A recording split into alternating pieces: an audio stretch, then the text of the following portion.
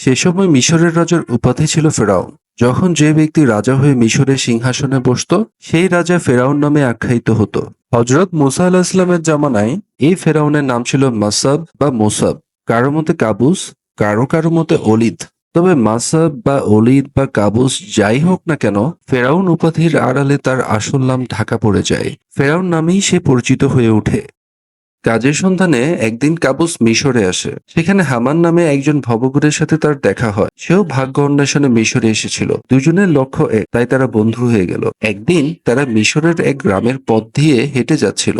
তখন ছিল খরবুজের মৌসুম। তারা এক খরবুজা ক্ষেতের পাশ দিয়ে যেতে যেতে দেখলো গাছে গাছে প্রচুর খরবুজা ঝুলে আছে। খরবুজা ক্ষেতে কাজ করছিল এক মজুর। মাসাব ও হামান খরবুজা ক্ষেতের মালিকের কাছে তাদের ক্ষুধার কথা জানিয়ে কিছু খরবুজা খেতে চাইল। মালিক বলল, তোমরা তো সুস্থ সবল যুবক, কাজ করে খেতে পারো, তবে ভিক্ষা চাইছো কেন? আমি কিছু খরবুজা দিচ্ছি, সেগুলো বাজারে নিয়ে গিয়ে বিক্রি করে এসো, তারপর আমি তোমাদের খরবুজা খেতে দেব। কাবুস হামানকে ক্ষেতের মালিকের কাছে জামিন স্বরূপ রেখে অনেকগুলো খরবুজা নিয়ে গেল বাজারে বিক্রি করতে। তারপর কিছুক্ষণের মধ্যে সেগুলো বিক্রি করে মালিককে তার মূল্য বুঝিয়ে দিল। মালিক খুশি হয়ে তাদের খরবুজা খেতে দিল। খরবুজা খেয়ে দুই বন্ধুর ক্ষুধা দূর হলো। ক্ষেতের মালিক বলল, তোমরা এই খরবুজা বিক্রয়ের কাজে স্থায়ীভাবে নিয়োজিত হতে পারো, এতে তোমাদের হাতে বেশ দুই পয়সা জমবে। মালিকের প্রস্তাবটি ভালো হলেও মাসাব ওরফে কাবুসের পছন্দ হলো না। সে আরো বড় কিছু করতে চাইলো, তাই সে এতে অসম্মতি প্রকাশ করে বন্ধু হামানকে নিয়ে মিশরের রাজধানী অভিমুখে রওনা হলো। রাজধানীতে এসে কাবুস হামানকে বলল, আমি রাজদরবারে যাই, দেখি কোনো কাজের ব্যবস্থা করা যায় কিনা। আমার কোনো কাজের ব্যবস্থা হলে তোমার কাজের ব্যবস্থাও আমি করে দিব। মিশরের বাদশাহ তখন রাজদরবারে বসে দরবারের কথা শুনছিল। এমন সময় কাবুস এলো দরবারে। যথারীতি বাদশাহকে সালাম জানিয়ে বলল, মহামান্য বাদশাহ, আমি এক সহায় সম্বলহীন বেকার যুবক, দয়া করে আমার কোনো কাজের ব্যবস্থা করে দিন, না হলে না খেয়ে মরতে হবে। কাবুসের জড়তাহীন কথা বলার ভঙ্গি ও কাজের প্রতি আগ্রহ দেখে বাদশাহ তাকে জিজ্ঞেস করলেন, তুমি কি কাজ করতে আগ্রহী? কাবুস বলল, আমি প্রহরীর দায়িত্ব পালন করতে আগ্রহী। আপনি আমাকে রাজকীয় গোরস্থানের প্রহরী নিয়োগ করুন।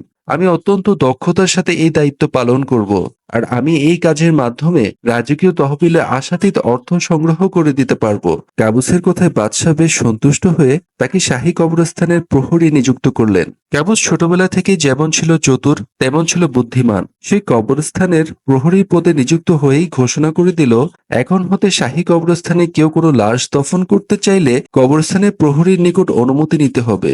তার অনুমতি ছাড়া কেউ কোনো লাশ দাফন করতে পারবে না। আর কি আশ্চর্য, সেই বছরেই মিশরে মহামারীর আকারে ছড়িয়ে পড়েছে প্লেগ রোগ। ঘরে ঘরে মানুষ মৃত্যুবরণ করতে লাগলো। প্রতিদিন অসংখ্য লাশ আসতে লাগলো গোরস্থানে। কাবুস এই সুযোগটাই লুফে নিল।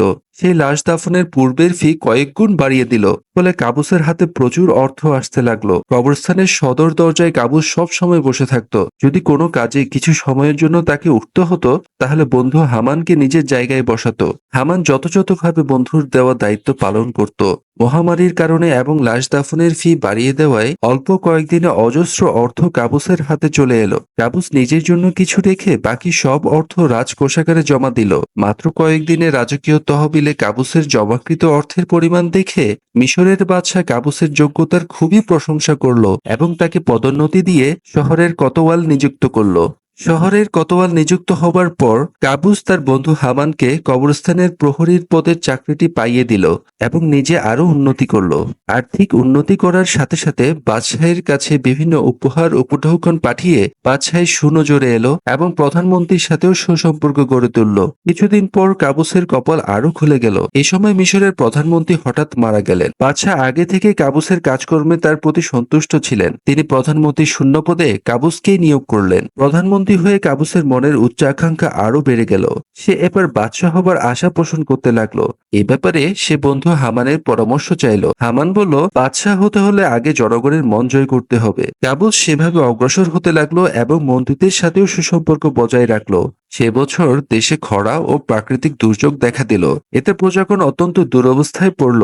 ফসলাদেরও ক্ষতি হলো। কাবুস একদিন বাদশাহকে বলল, হে মহামান্য বাদশাহ, প্রাকৃতিক দুর্যোগ ও খরায় প্রজাগণ অত্যন্ত দুর্দশাগ্রস্ত। তাই আমার আবেদন, প্রজাদের 2 বছরের খাজনা মাফ করে দিন।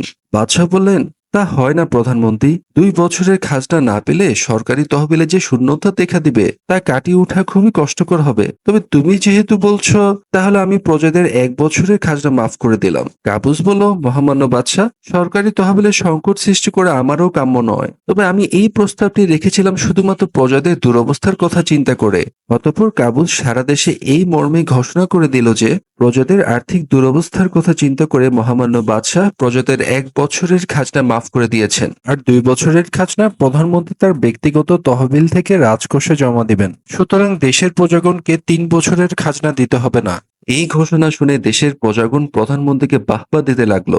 প্রধানমন্ত্রীর গুণগান ও প্রশংসায় পঞ্চমুখ হয়ে উঠল তারা। এর কিছুদিন পর মিশরের বাদশাহ মৃত্যুবরণ করেন। তার মৃত্যুর পর দেশের সমস্ত প্রজা, আমির, ওমরা সবাই মিলে দেশ শাসনের যোগ্য ব্যক্তি হিসাবে কাবুসকেই রাজসিংহাসনে বসালো।